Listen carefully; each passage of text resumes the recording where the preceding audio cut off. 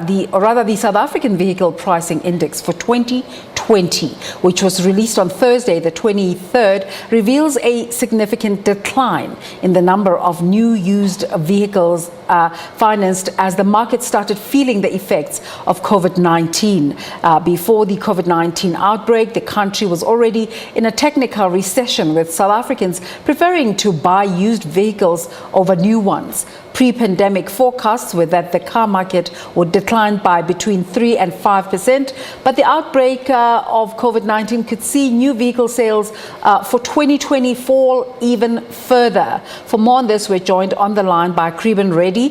He's the Vice President of Auto Information Solutions for TransUnion Africa. Kreben, a very good morning and thanks for joining us on this Sunday. Good morning, Desiree, and good morning to the viewers, and thanks for having me. Now, the number of vehicles financed in 2020 was 12% lower than the same period the previous year. Do you expect this to get worse after lockdown? Absolutely. So firstly, that 12% is related to finance vehicles, and secondly, it's just for the total of quarter one as a year-on-year comparison. So that's just the months of January, February, March. And, as we look closer, so 12% was just for the quarter, but if you look at the month of March, as an example in particular, on new vehicles finance, there was already a 35% decline in volume. Used vehicle finance was 31%, and the total decline in March of around 32%.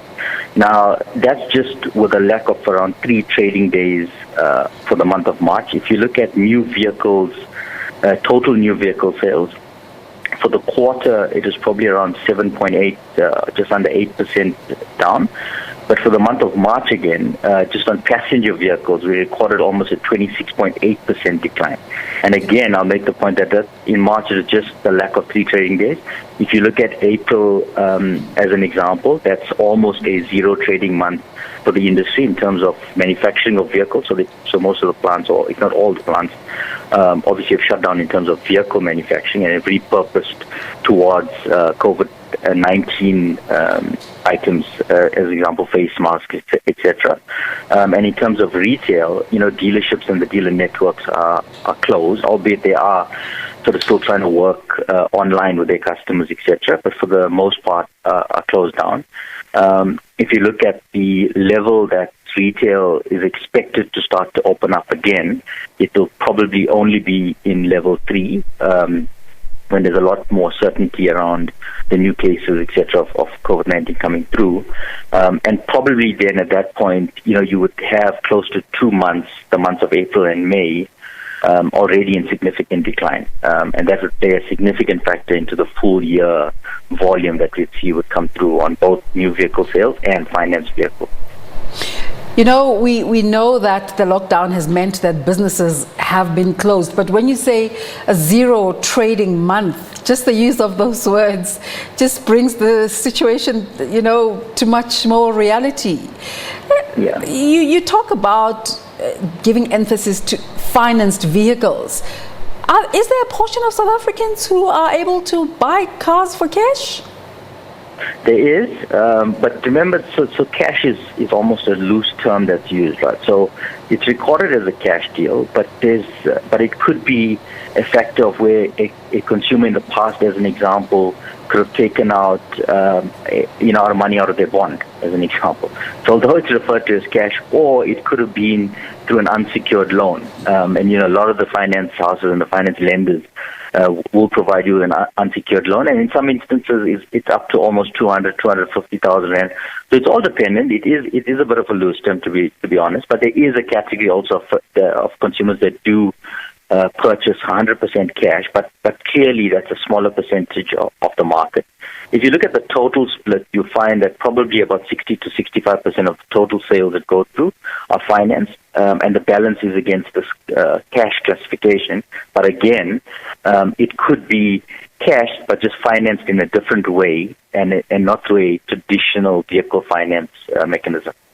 We're speaking to Kriben Reddy from TransUnion Africa, and we'll continue this conversation, but I just want to take a look at some of the tweets that have come through in relation to our question for today, asking you, in anticipation to that conversation we're going to have with the Minister in the Presidency, Flace Fisache saying, I think it's a good thing to allow the sale of cigarettes. We've lost so much tax money that is paid on cigarette sales. This tax money can be used to help us fight this epidemic.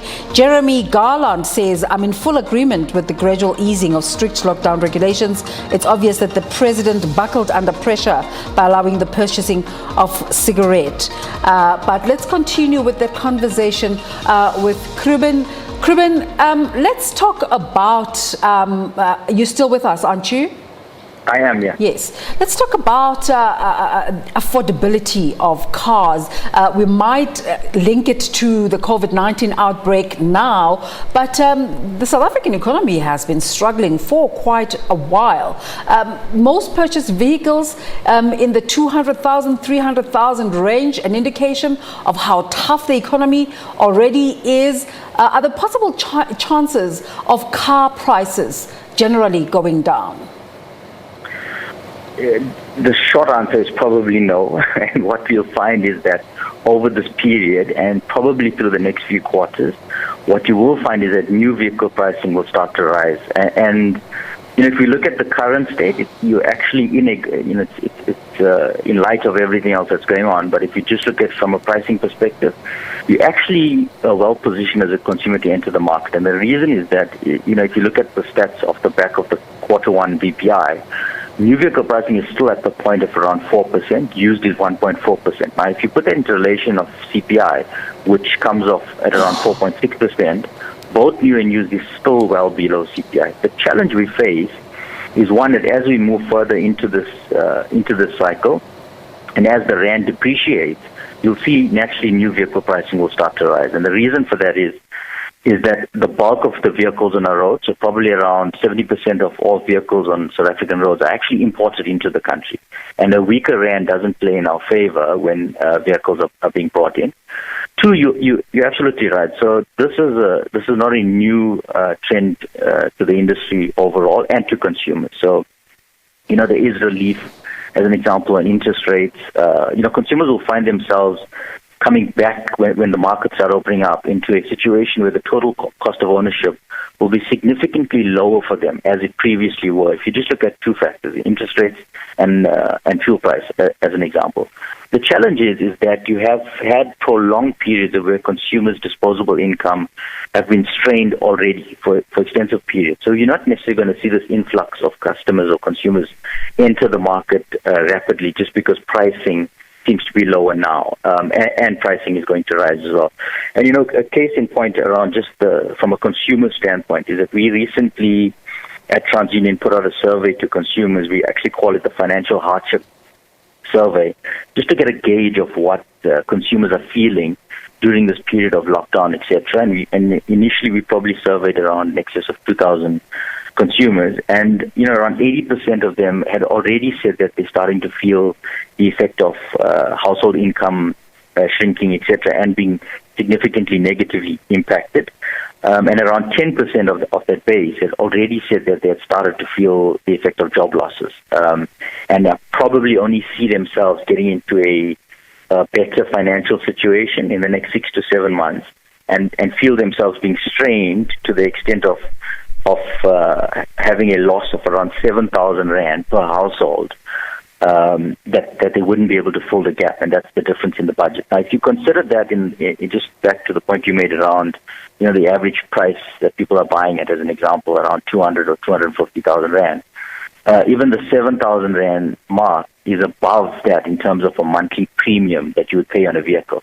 And in these times, the two biggest ticket items that a consumer generally, under normal circumstances, purchases is property and vehicles. And when you're strained, it's probably then also the two things that are top of the priority list to push forward or to defer a decision on in terms of purchasing. And just finally, Kriban, just because we're saying that major sales have been in the 200,000 to 300,000 bracket, does not necessarily mean the luxury car space is affected, is it? It doesn't mean there's no sales there. No, so the sales in the luxury space have been pretty flat, right? So you look at the more affluent markets, which would buy premium. It might not be growing as aggressively, but they also weren't losing market share. So it's pretty flat, and to your point, you're right. The challenge is that even, this is a extraordinary event, and even if we go back to probably what was our last reference point that we could use as an indicator in terms of vehicle sales volumes, etc., it would probably be the global recession.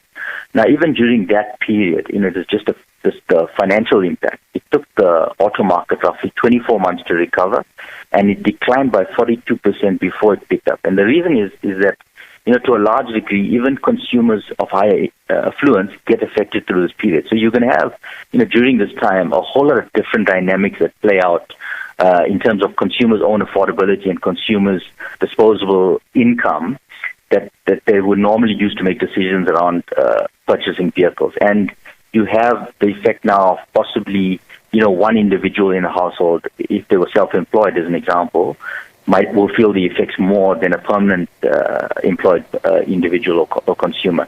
So all of those dynamics will play through, and through that there's a whole lot of uncertainty and definitely consumer confidence, which is one of the sort of biggest factors to get consumers into the buying cycle. It would definitely be impacted. Thanks for talking to us this morning. Thank you, Desiree. Kriban Reddy is the Vice President of Auto Information Solutions for TransUnion.